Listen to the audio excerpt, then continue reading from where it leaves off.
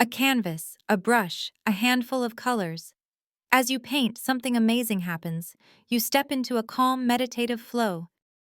Science shows that painting and creative activities have real effects on the body and brain.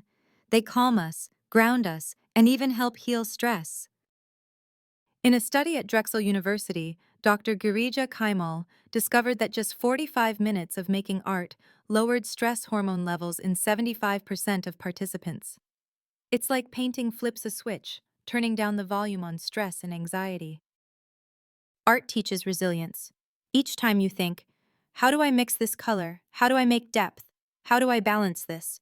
Your brain is problem solving, adjusting, and growing stronger. You raise your confidence as you create, learn, grow, saying to yourself, I am capable, I am expressive, I am enough. The right side of your brain, the artistic side, thrives on finding many solutions, not only one. This creativity doesn't just stay on the canvas, it flows into how you'll face life. So go ahead, pick up a brush, start an art journal, splash your colors on a page, brush away all stress, reclaim your calm, and celebrate the unique masterpiece that is your mind. Every brain is beautiful.